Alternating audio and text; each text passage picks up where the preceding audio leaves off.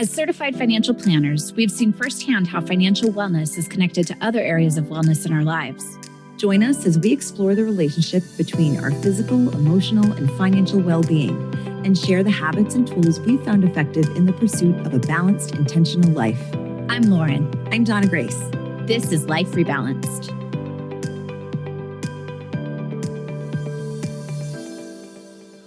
Welcome to the Life Rebalanced podcast. You're listening to episode 23, and we're discussing how we can improve our relationship with money this year. New Year's resolutions tend to be about becoming healthier, and statistically, we're looking to improve the health of our bodies and our money. 48% of all New Year's resolutions actually are about creating better habits around our physical health or improving our financial situation. But rather than calling them financial resolutions, we'd prefer to frame the conversation as creating habits that will move us toward our financial wellness goals. So really, how can we improve our relationship with money so that we can make better decisions and create a feeling of confidence and peace around our money? That's really the goal. How do we want to feel when it comes to our money?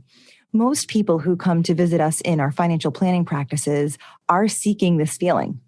We get there by going through the financial planning process, but sometimes it involves changing habits around the way we make financial decisions or how we frame the decisions that we're making. So much of the way we view our money centers around the feelings we have about the decisions we're making. It's personal. Personal financial planning is personal, and it can be emotionally charged. And if we address our issues from this perspective, we can create a framework for the decisions that will serve us going forward. If you recall, when we talked about goals versus systems in any area, a goal is something that can be accomplished. It's something like paying off my credit cards or reaching a 15% savings rate, or maybe saving 20% for a down payment on a house. But if you create a system that employs habits that serve our financial goals, as opposed to just focusing on one goal, we're really creating a new financial identity for ourselves. We will identify as someone who doesn't take on consumer debt or someone who's saving for the future.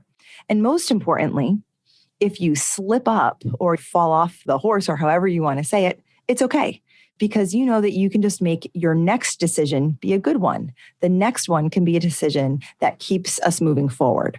So, Lauren, let's talk about the framework. What's the framework we can use for moving towards financial wellness? Well, it all centers around gaining clarity, or to use a more popular term these days, being mindful, really. And you might be familiar with one of Maya Angelou's most famous quotes, which was, if you don't know where you've come from, you don't know where you're going. Obviously, she wasn't talking about budgeting or spending habits, but what she was talking about was really honoring and respecting the past, knowing where we've come from and how it's contributed to where we are today.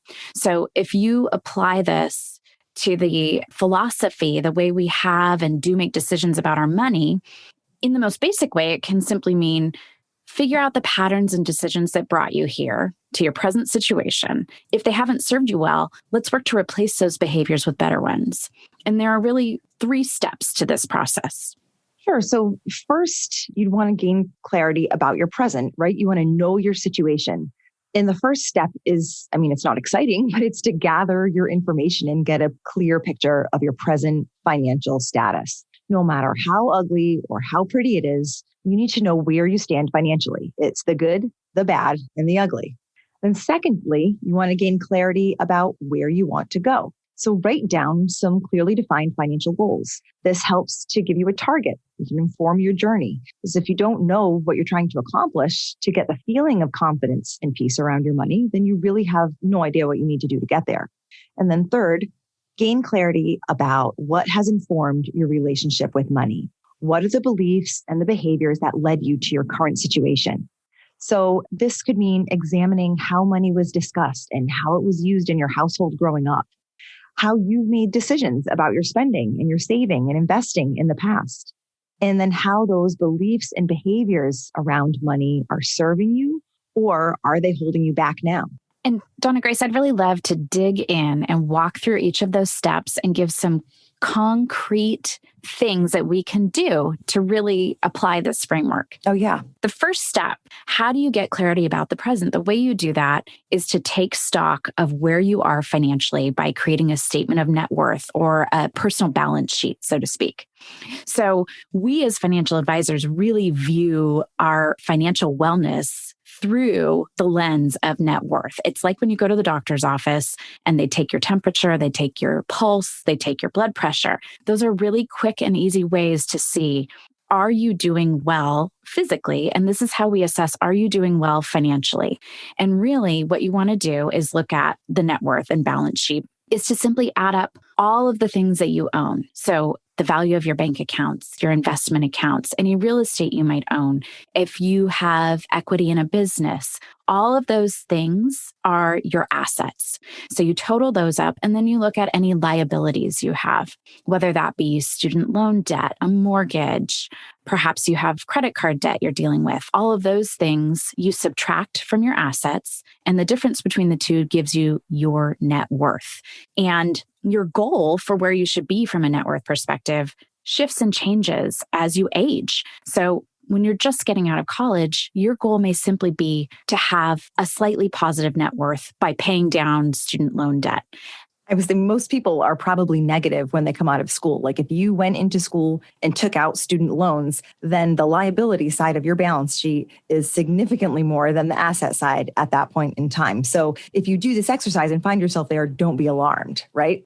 Correct. So if we're using the medical example again, if someone came into our doctor's office, so to speak, and had negative net worth, we wouldn't automatically say they're financially unwell. We'd have to assess and look at them as an individual and say, yes, if you're 23, just graduated, just starting out, building your net worth, you are in a healthy situation for your stage of life.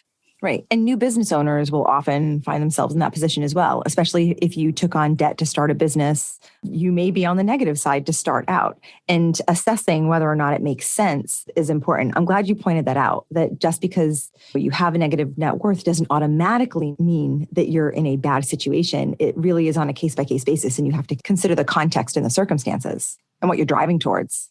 Yes. And really what you're looking at is over the course of time, is your net worth increasing over time?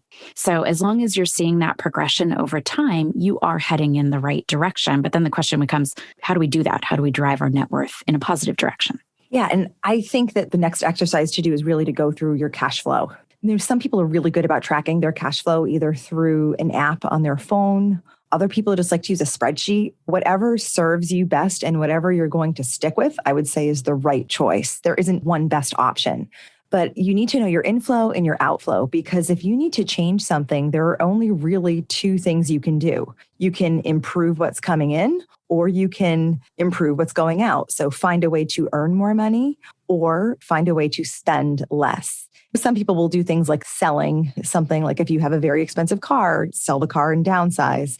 Look to reduce expenses that way, or sell on Poshmark, all that stuff that you accumulated that you don't need. Sell that and generate income that way. You can be creative with your cash flow if you need to make some changes. But if you're looking to improve your net worth, you have to know what you're dealing with. And that's what knowing your situation is all about. Don't be afraid of what your reality is. There's no shame in it. There's no judgment in it. I would say the fact that you're bothering to look in the first place is a good sign. So congratulations. And now, once you know the situation, the good, the bad, the ugly, whatever it may be, this is your opportunity to move forward and do well. But you have to be upfront and you have to be very honest about where you stand and about how your cash flow is influencing it. Absolutely. And once you have that clear picture of where you are, then the question becomes, where do I want to go? So that's step 2 in this. So how do we identify where you're going with things, the direction you're heading in? First and foremost, writing down clearly defined financial goals that you can work toward is really critically important. The odds of you achieving your goals improve dramatically when we write them down. There really is something to this. And not only that, but I would say that if you are managing your finances with a partner, it's even more critical that you write things down, because you need to recognize out there in the world that the two of you have the common goals and you're both rowing in the same direction. Some examples of those financial goals that you might have that you can measure and write down are things like paying off student loans. Perhaps you have a goal to create an emergency fund of 6 months of your spending needs. Or maybe you have children and you want to send them to college without going into debt or taking out loans. You want to be able to save for that goal. You may want to leave your current corporate job and either buy or start a business. Perhaps you want to increase your savings rate. So a common goal to target is to say, I want to save 15% of my income toward retirement. Maybe you need to get there by incrementally adding 1% to your savings rate each year. A good rule of thumb would be to have 3 times what your salary is saved by the time you're 40. So that's a benchmark you can target. And then maybe a very common goal when you're younger is to save 20% toward the down payment on a house. And maybe you put a time frame around that goal. Maybe that's in the next 2 years or 3 years. And then once you have those goals, it's important to break them down into manageable steps. Because if you simply say, I want to, by the time I'm 40, save 3 times my salary, well, how are you going to do that? So you want to almost reverse engineer and back into, if I'm 30 now and I want to save 3 times my salary by the time I'm 40, you've got 10 years to do that. What does that look like? How much do you need to save per month to be able to do that? Yeah, I love that you said it's great to have a goal, but you have to figure out how. Like the devil is always in the details. So I would say you have to really look at what those details are. I love the reverse engineer idea. You just say, okay, if this is my end goal, what do I have to do within a time frame to get there? That's great, but then you have to decide if it's realistic. If when you're doing SMART goals, the R in SMART stands for realistic or relevant, depending who you're talking to. Be realistic. If you have $50,000 in student loans and you want to pay them off in 2 years, I love that goal. That sounds fantastic. But if you're only making $80,000 a year, you're going to be hard pressed to make that happen.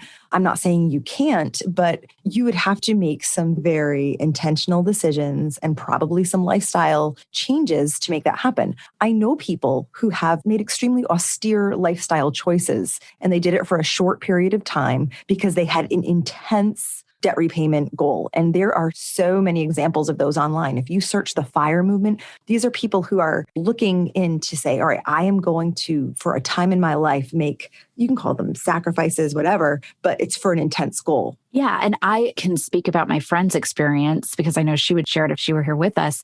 But what tends to happen sometimes in those situations is it's almost like yo-yo dieting, where you achieve your goal, but then you immediately go right back into it. You eat all the cake. Yes, yes. As soon as... Yes. I have a friend who, as you described, she and her husband had $100,000 of debt. And they paid it all down in a ridiculous time frame. It was something like a year and a half. Oh my gosh. Yeah. Good for them. They were really intense about it and really focused and did an amazing job. But then you're suffering from burnout.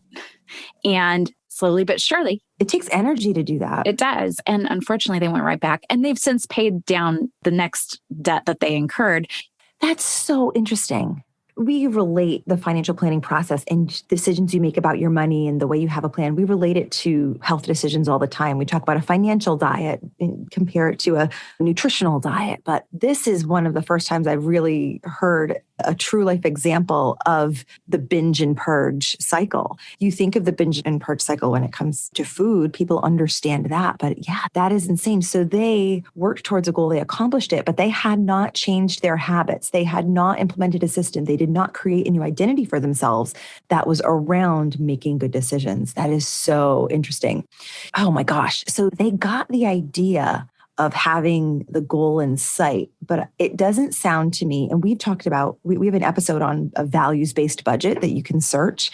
But I think that when you can create a goal around your values and a budget around your values, it makes it easier not just to stick with for the short term, but also to stick with for the long term in your life in general. Because if your goal and your budget truly reflects your value, like paying down debt so you can free up cash to put toward your child's education or lowering your expenses so you can start that business, it makes your choices a lot easier, but it also makes them not just about the goal. It makes them about what you value and is probably better for long-term sustainability. Absolutely. And it's like we say too, focusing on developing a system rather than simply running toward a goal as quickly as you can and viewing it as a temporary. In their mind, the way they were able to achieve that is literally they like ate rice and beans Oof. because they knew I only have to do this for a short period of time. You can do anything for a short period of time. You can. You can deprive yourself, but I don't want it to be restrictive. I don't want it to be about deprivation. I want it to be about making positive choices for what you value. Yes. And I think that's really different. It is. And it actually leads into that third step in what we're talking about. Really getting clarity about the beliefs and behaviors that led you to your current financial situation. What is your relationship with money? And this is probably one of the most difficult things for people to identify and change. It's that behavioral finance component that we as financial advisors talk about all the time.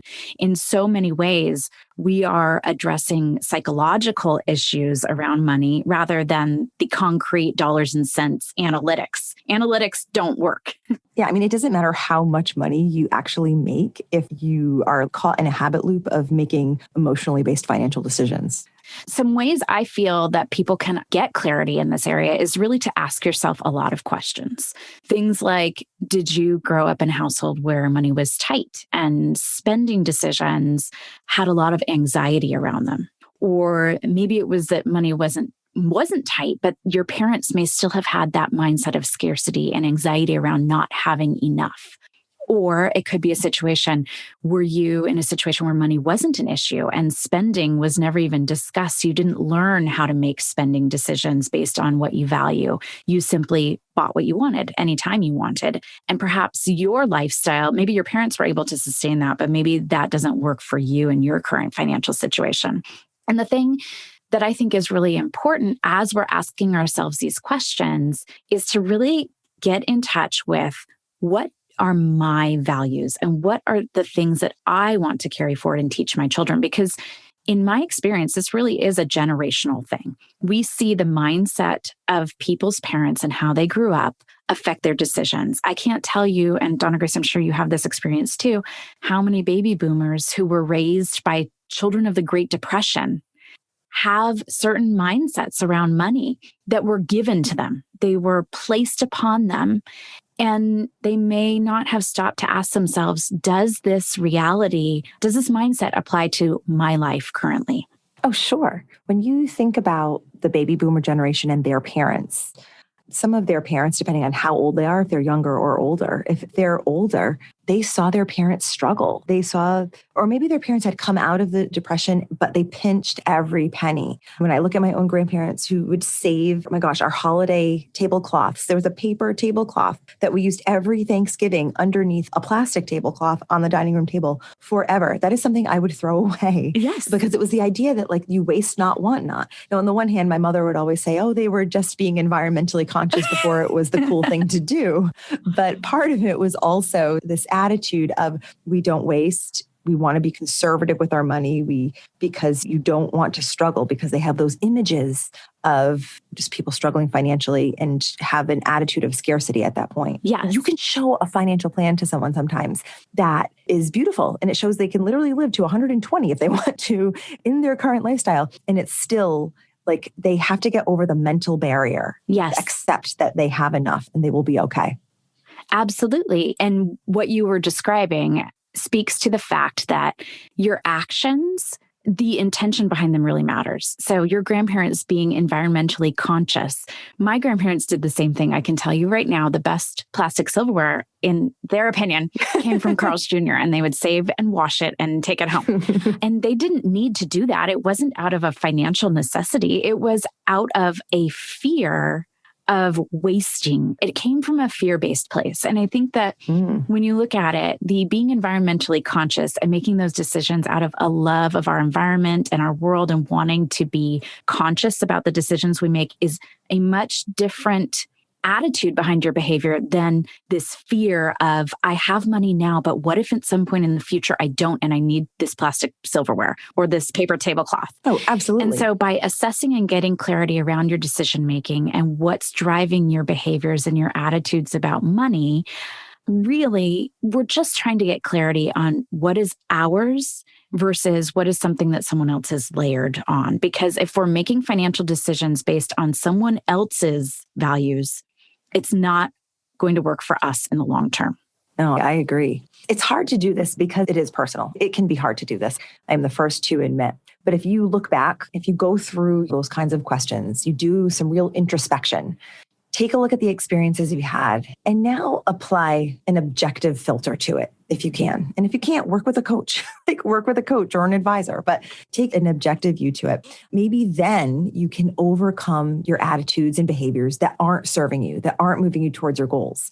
We all have the power to make our own decisions. We can decide if the experiences that we had when we were growing up are real or not. You can say, is this reality or is this something that I'm making up in my head? Did the way our families talked about money, everybody has phrases, if you think back, like, oh, my mom would always say, or my dad would always say, or my grandparents, those things that in your mind are just cute that they would say and nostalgic for you. Those are the kinds of things that actually inform your ideas and behaviors about money. So if you can think about those things, ask yourself, do they actually set a good example? Are all of their isms, would you have like grandpa isms or whatever they are? Do they set a good example for financial wellness? Or do they actually just create anxiety and stress? What are some of the good decisions that you can take ownership of now so that you can start a new cycle and then pass on those attitudes that reflect a positive money relationship to the next generation? If you have children, you're modeling behavior that they're going to inherit and they're going to take on. So if you have children, it's not just about you making good decisions for yourself so you can have peace of mind and clarity and a good relationship with money, but it's so that you can help model good behavior for them so you can pass on a good relationship with money to your kids. We've said this a million times, but it's just a tool. It doesn't have a personality. There doesn't need to be shame or judgment around it. It's literally just a tool or a means to an end for us to accomplish our goals. And I would rather say than accomplish our goals, to create a lifestyle that reflects our values. And we can approach using that tool from a place of scarcity and anxiety, or we can do it from a place of abundance and with positivity and with the idea that we can use it for good. And I think that what we're really talking about is having a healthy attitude about money. And that's not something that in society we talk about how to do and how to implement. We talk about how to have a healthy body image. So for example, I know I don't ever want to say anything negative about my perception of my body in front of my children. I want to teach them to have a healthy attitude about their physical well-being. And in the same way, it's important to set up the framework we're talking about so that you can go through life with a healthy relationship with money. And part of that, from a very tangible situation, is coming up with this plan, knowing what you need to do to work toward the goals, because that allows you the freedom to make other decisions without that anxiety or guilt or fear. Because you know you're not putting your long-term goals in jeopardy. You've already planned for them and are working toward them. And you have the freedom to be generous with the rest of your money, to do the things that align with your values. And this is the kind of clarity we're really talking about. Oh, I love that. That's one of my favorite things when we're doing a financial plan. You put a plan in place and then your client says, there's a change. Like, I would like to help with a wedding, or I would like to pay off my child's law school debt, or whatever it is. Can I do it? And they don't know. They don't know. Can I do this? So there could be anxiety around that decision. But if you then go plug it into the financial plan, you can say, no, you're fine. You're absolutely fine. You can afford to be generous. You can afford to have a celebration, whatever it is. You don't jeopardize your other plans that are around your other core goals. And even in little things, like when it comes to smaller goals, like paying off the debt, if you know that if you pay X dollars a month, that you're going to get to your goal in your stated time, then any decisions you make around that are with other excess money. That's fine. You don't need to feel guilty. I don't believe in approaching all of this from being restrictive or just focusing on the negative. If you give something up to put more money towards your debt, or you give something up to put more money towards your savings, reframe the way you're looking at that decision. You didn't actually give something up to put your money in an account or to pay a lender. You chose to prioritize, your child's education that you're saving for, because education is something you've identified as a primary goal. Or you've chosen to pay down the debt because Lowering your expensive will allow you to put that money into a business you're starting, which is a passion of yours, and that will improve your quality of life.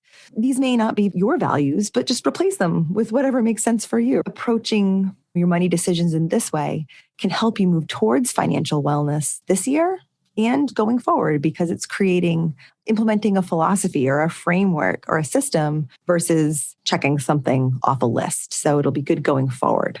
And if you would like some more inspiration along your forward journey, you can follow us on Instagram at life_rebalanced, and we will help you stay on track with developing the healthy habits you need to create wellness in all areas of your life. Thanks for joining us today. We look forward to hearing from you. Please feel free to DM us. Let us know what you think of the episode or if you have any questions. And until next time, be well. Be well.